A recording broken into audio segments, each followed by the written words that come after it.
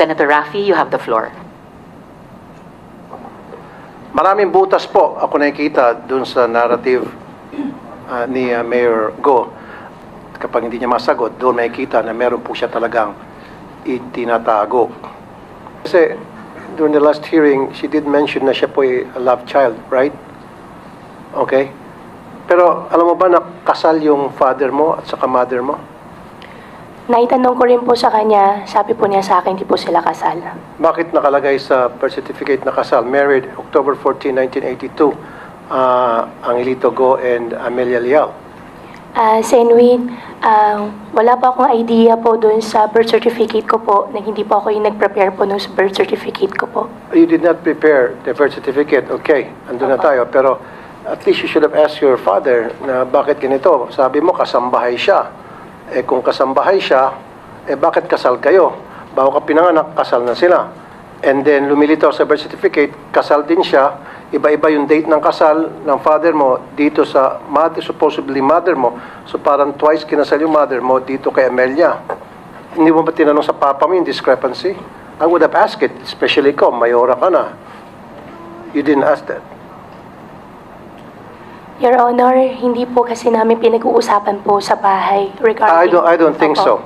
I don't think so. You bilang nasa public service na holding a higher office at LGU, you would have been curious. Di ba? Kasi sabi mo, sooner or later, ito'y mauungkat, ito'y tatanungin sa akin.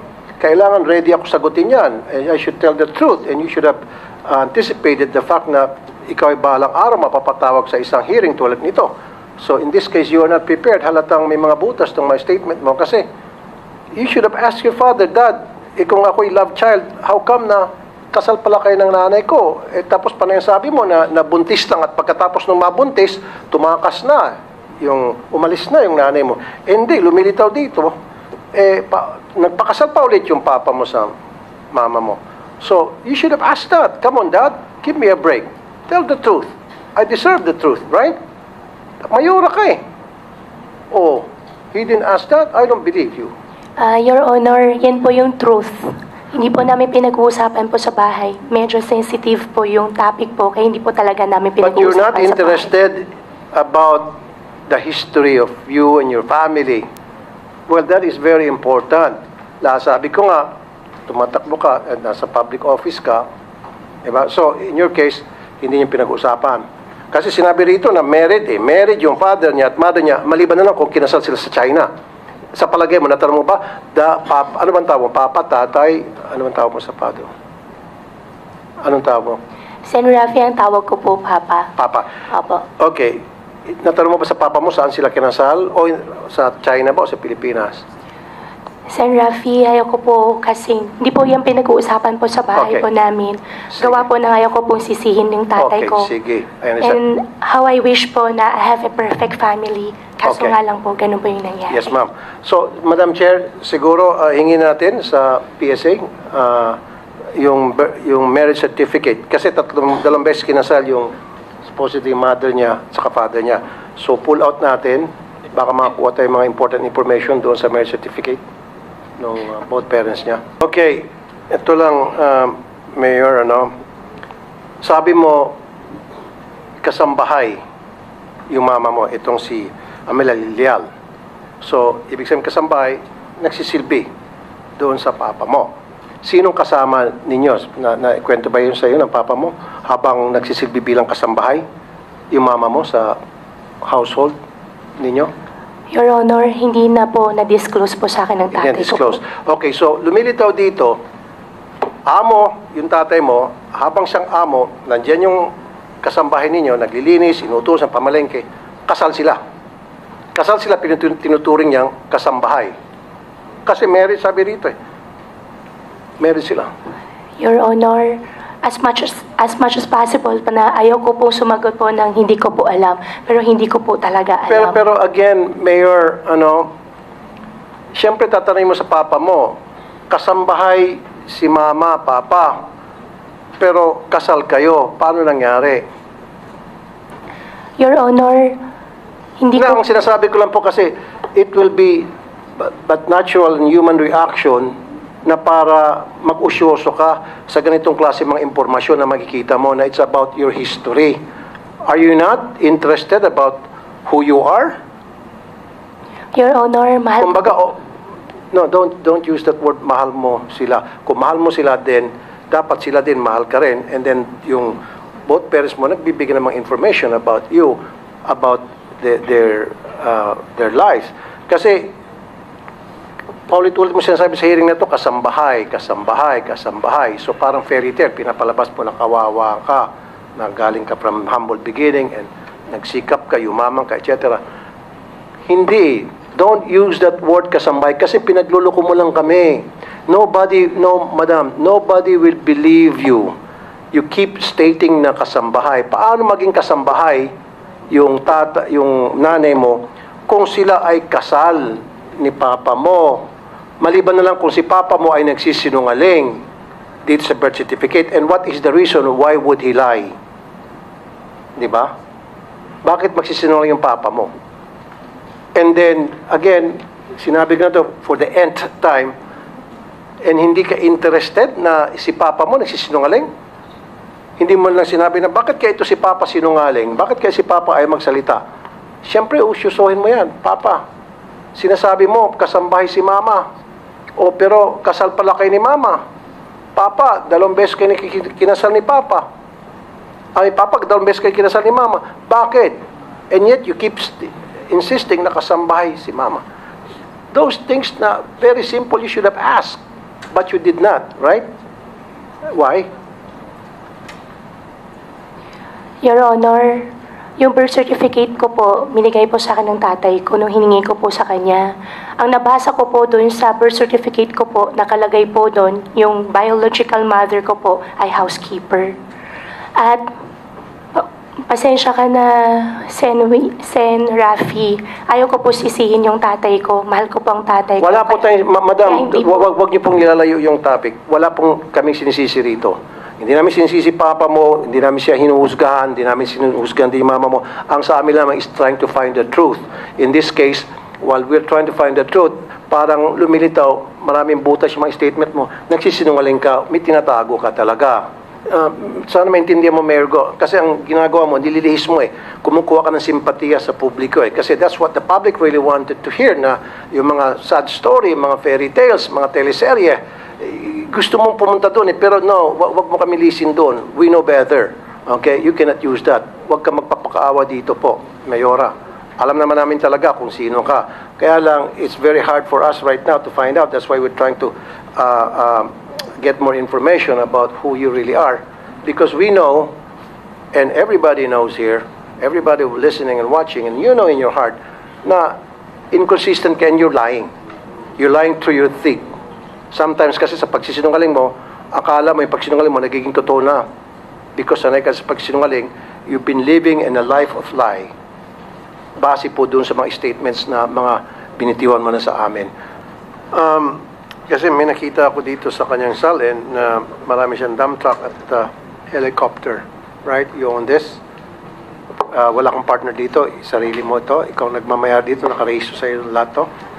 Your Honor, yung dump truck po, nabenta ko po siya last year. Yung helicopter po, gagawin ko po sana siyang negosyo. Kasi nagkaroon po... I'm just asking you.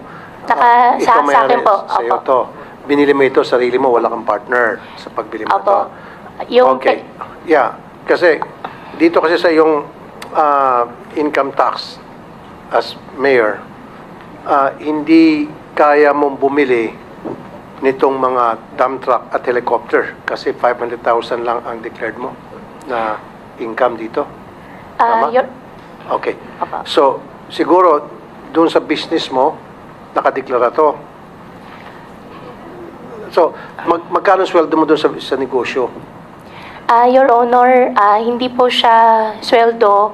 Binibigyan po ako ng tatay ko po.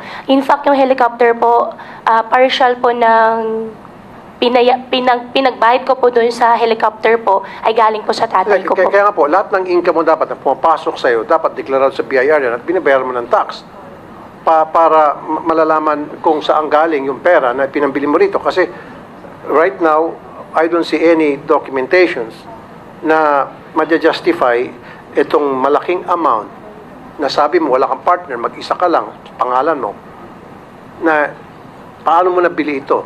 Saan pera nanggaling to? Siyempre, sabi mo sa negosyo mo. Now, nagbabayad ka ba ng tax doon sa negosyo na, na pinagkakitaan mo? Meron ba? Madam Chair, pwede ba tayong humingi ng dokumento sa BIR kung meron na para magkaroon siya ng ganung kalaking amount na makabili siya ng dump trucks, 1, 2, 3, makabili pa siya ng mga motor vehicles and helicopter. Yes, Sen. Rafi. This is Actually, a lot of nandito money by ang the BIR. Baka gusto nilang sagutin yung tanong, sagutin din yung tanong BIR, ninyo. meron ba tayong, makakuha ba kami ng dokumento pertaining to this, na she was able to acquire all these expensive vehicles and of course helicopter? Attorney Tibayan, or yes, please. Good morning po. Yes, we can request that, Madam Chair. If we may lang po, since it's covered under Section 270 of the Tax Code, may we request from the Mayor a written consent allowing us to provide this committee the requested documents po. So, Mayor, pwede nyo bang bigyan ng written consent ang BIR para ma-issue nila sa komite kasama si Sen. Rafi yung hinihinging dokumento? Opo, Madam Chairman. At yung pera po na pinagbili ko po dun sa helicopter po ay galing po sa tatay ko po. Okay. Ano po ang trabaho ng tatay mo? Bakit mayaman siya at marami siyang pera? Yung tatay ko po, meron po siyang embroidery po dito sa Pilipinas at may negosyo po siya sa China. Okay. So, BIR, pwede ba tayo pwede natin makita yung